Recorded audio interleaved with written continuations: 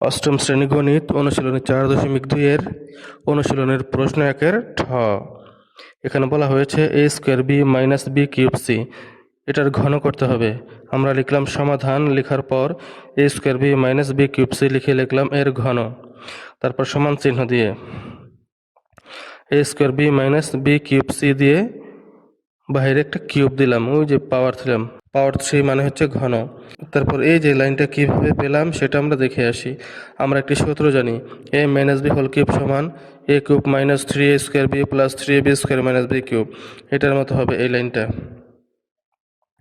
সূত্রের মধ্যে রয়েছে a, অঙ্কের মধ্যে a স্কোয়ার b ধরতে হবে। সূত্রের মধ্যে রয়েছে b, অঙ্কের মধ্যে b কিউব c ধরতে হবে। তাহলে আমরা দেখি, সূত্রের মধ্যে এখানে হয়েছে a কিউব, এখানে হবে a স্কোয়ার b দিয়ে কিউব দেব। সূত্রের মধ্যে রয়েছে মাইনাস 3a স্কোয়ার b, এখানে হবে মাইনাস 3 দিয়ে এর বদলে দেবো a স্কোয়ার b দিয়ে, তারপর একটা স্কোয়ার দেবো, তারপর b এর বদলে b কিউব c দেব। সূত্রের মধ্যে রয়েছে প্লাস 3ab স্কোয়ার, এখানে প্লাস 3 দেবো, এর বদলে দেবো a স্কোয়ার b, আর b এর বদলে দেবো b কিউব c দিয়ে স্কোয়ার দেবো।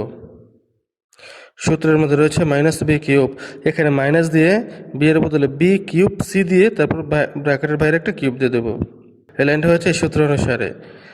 এখন আমরা দেখি, এই যে এটা ভেঙে দেখি a to the power 6 b to the power 3 কেমনে হলো। এই যে ব্র্যাকেটের বাইরে 3 রয়েছে, পাওয়ার 3টা a স্কোয়ারে পাবে, b এ পাবে। এই 3 যদি 2 এর সাথে গুণ দেয় 3 দুগুণে 6 হয়, মানে পাওয়ারে গুণ হয়, এর উপরে পাওয়ার 6 হয়ে যাবে। আর b এর উপরে যেহেতু কিছু পাওয়ার নেই, বাইরে শুধু 3 রয়েছে, 3 হয়ে যাবে। a টু দি পাওয়ার 6 হলো, b টু দি পাওয়ার 3 হলো। তারপর এখানে দেখি এই 3 বসে যাবে, আর হচ্ছে a স্কোয়ার b দেওয়া আছে, ব্র্যাকেটের বাইরে আবার স্কোয়ার দেওয়া আছে। তাহলে এই পাওয়ারে গুণ, এর উপরে যে 2 রয়েছে, বাইরে 2 রয়েছে, গুণ 2 দুগুণে 4 হয়, a টু দি পাওয়ার 4, আর b এর উপরে স্কোয়ার হয়ে যাবে। আর বাইরে b কিউব c রয়েছে, সেটাও আলাদা বসে যাবে। এই ডট মানে হচ্ছে গুণ, এই ডট মানে হচ্ছে গুণ। তারপর প্লাস দিয়ে 3 বসাবো, a স্কোয়ার bও থাকবে, b কিউব c দিয়ে বাইরে হোল স্কোয়ার থাকবে। এখন b এর উপর যে 3 রয়েছে পাওয়ার, বাইরে রয়েছে 2, দুটা গুণ, পাওয়ারে গুণ হয়, 3 দুগুণে 6, b এর উপর পাওয়ার হবে 6, আর c এর উপর যেহেতু কিছু নেই, বাইরে 2 রয়েছে, 2 এর 2 বসে যাবে।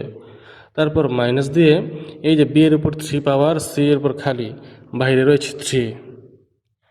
তাহলে এটা কীভাবে করবো, b এর উপর পাওয়ার 3, এই 3 দিয়ে বাইরে 3 গুণ, 3 3 9, b টু দি পাওয়ার 9 হলো, আর c এর উপর 3 হয়ে যাবে। তাহলে এখন আমরা নিচে দেখি, a to the power 6 b to the power 3 লিখলাম, লেখার পর 3 a to the power 4 b square b to the power 3 c লিখলাম।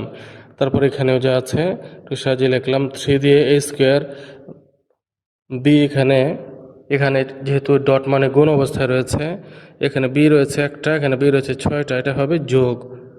অর্থাৎ বেজ যদি একই রকম থাকে, পাওয়ারগুলো যোগ হয়ে যায়। যেহেতু বি একই রকম বেজ, অতএব দুইটার পাওয়ার যোগ হবে। প্রথম b এর পাওয়ার হচ্ছে 1, আর পরের b এর পাওয়ার হচ্ছে 6, যোগ করলে 7, b টু দি পাওয়ার 7 হলো। তারপর c স্কোয়ার মানে c2 বসে যাবে। তারপর শেষে b to the power 9 c to the power 3 বসে যাবে। এটাই হচ্ছে 6 নম্বরের অ্যান্সার।